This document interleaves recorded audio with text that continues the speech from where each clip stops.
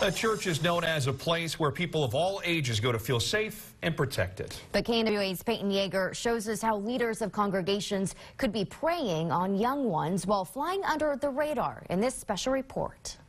It's a story that's making headlines across the country and right here at home.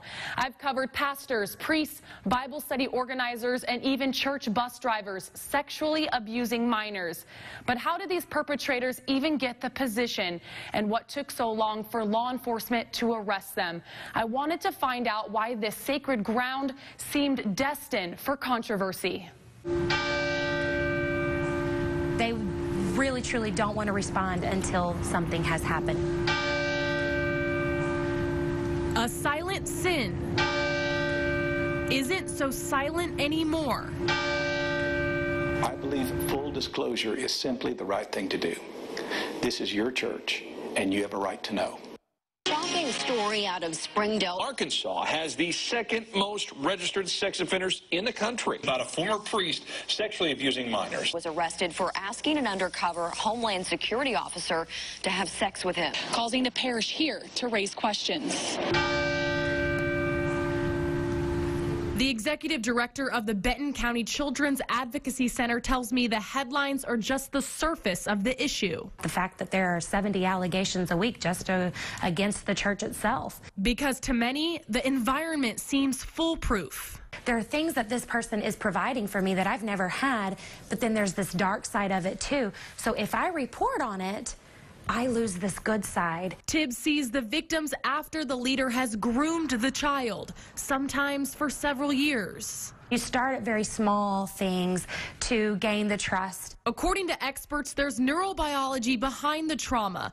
Oxytocin is a chemical released by the brain when a woman is in childbirth, mitigating the pain. The hormone is also released when a sexual abuse victim is attacked, causing an attachment to be formed. I think that it's part of the faith-based community to be forgiving. But forgiveness isn't the same as accountability.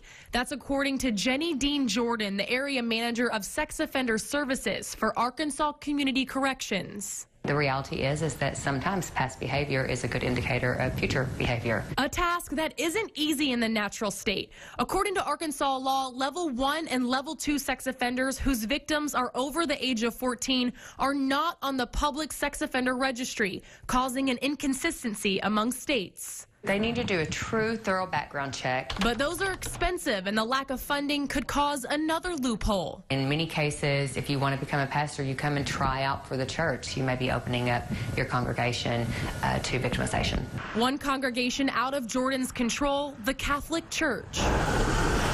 In September of this year, the Diocese of Little Rock dropped a bombshell. It is my hope that bringing these painful truths into the light might bring some measure of healing to the victims. A disclosed clergy list was published from the last 70 years. 12 priests were credibly accused of the sexual abuse of minors, 9 of them committing the crime while serving in Northwest Arkansas cities, including Springdale, Taneytown, and Fort Smith. All taking place before 2002, the vast majority of these cases appear to have involved fondling, and a few cases involved more.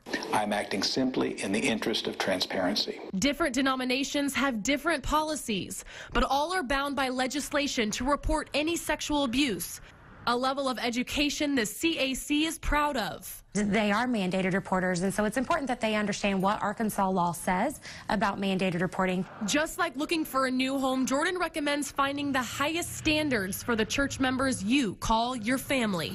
You check out a church as it pertains to how it fits your lifestyle, what it offers for your children. Why not ensure that you're shopping, for lack of better terminology, to ensure that they're offering protection?